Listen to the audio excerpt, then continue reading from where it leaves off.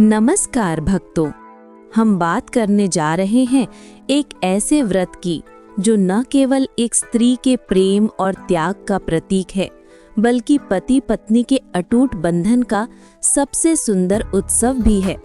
करवा चौथ। कहते हैं जिस दिन सुहागन स्त्रियां करवा चौथ का व्रत रखती हैं, उस दिन स्वयं देवी पार्वती और चौथ माता पृथ्वी पर उतरकर अपनी पुत्रियों का कल्याण करती हैं। इस व्रत का प्रभाव इतना शक्तिशाली होता है कि यह मृत्यु के मुख से भी प्रियतम को खींच लाता है।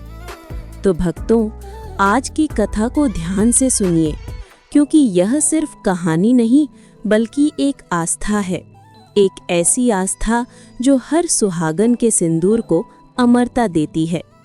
बहुत समय पहले की बात है। एक नगर में एक राजा और रानी रहते थे। उनकी 7 पुत्रियां थीं और सबसे छोटी बेटी का नाम था वीरावती। वीरावती अपने माता पिता की सबसे लाडली थी। उसकी सुंदरता और सादगी इतनी मोहक थी कि जो भी उसे देखता बस देखता रह जाता। वह अपने भाइयों और बहनों के साथ हंसती खेलती बड़ी हुई। जब उसकी शादी हुई तो ससुराल में सब उससे बहुत प्रेम करते थे। एक बार करवा चौथ का दिन आया। सास ने कहा, बेटी, आज का व्रत बहुत पवित्र है। इस दिन पति की लंबी उम्र के लिए निर्जल उपवास रखा जाता है। दिन भर कुछ नहीं खाना ना पीना और रात को चंद्रमा को अर्घ्य देकर ही जल ग्रहण करना। वीरावती ने श्रद्धा से व्रत आरंभ किया।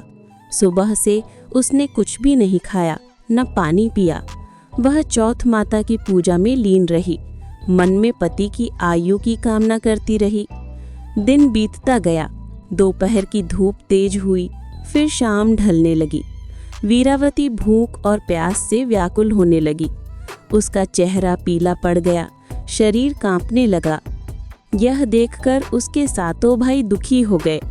उन्होंने कहा, हमारी प्यारी बहन इतनी कष्ट में है, हम देख नहीं सकते। एक भाई बोला, मैं चांद का जादू कर देता हूँ। उन्होंने एक ऊंचे पेड़ पर चांदी की थाली में दीपक जलाकर रख दी, जो आसमान में चंद्रमा जैसा चमकने लगा। फिर उन्होंने वीरावती से कहा, बहन देखो, चांद निकल आया है, अब व्रत खोल लो। भोली वीरावती अपने भाइयों के छल को समझ न सकी। उसने चांद को मानकर अर्घ्य दिया और व्रत तोड़ दिया। जैसे ही उसने पहला जल का घूंट पिया, उसी क्षण उसका पति दूर देश में बेहोश होकर गिर पड़ा।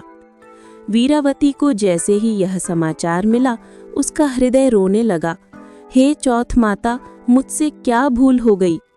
वह नंगे पांव ससुराल से निकल पड़ी।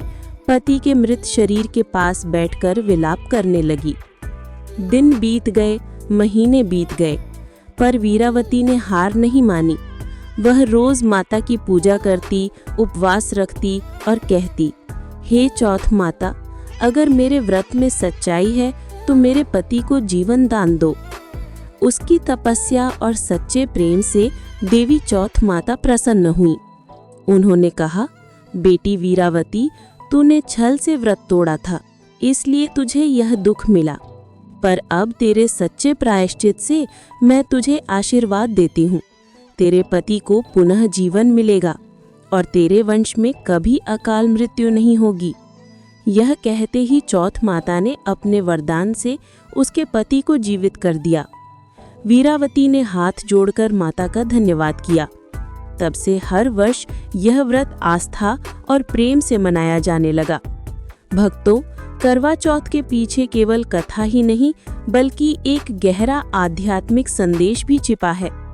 करवा का अर्थ होता है दीपक या मिट्टी का पात्र और चौथ का अर्थ होता है चतुर्थी तिथि। यह दिन केवल व्रत नहीं बल्कि संयम, विश्वास और निष्ठा का प्रतीक है। जिस प्रकार मिट्टी का करवा जल धारण करता है, उसी प्रकार एक स्त्री अपने भीतर धैर्य, प्रेम और श्रद्धा को धारण करती है। यह व्रत केवल पति के लिए ही नहीं बल्कि अपने परिवार के सुख और समृद्धि के लिए भी किया जाता है। एक और कथा प्रसिद्ध है। बहुत समय पहले एक सती स्त्री थी जिसका नाम करवा था। वह अत्यंत पतिव्रता थी और अपने पति से बहुत प्रेम करती थी।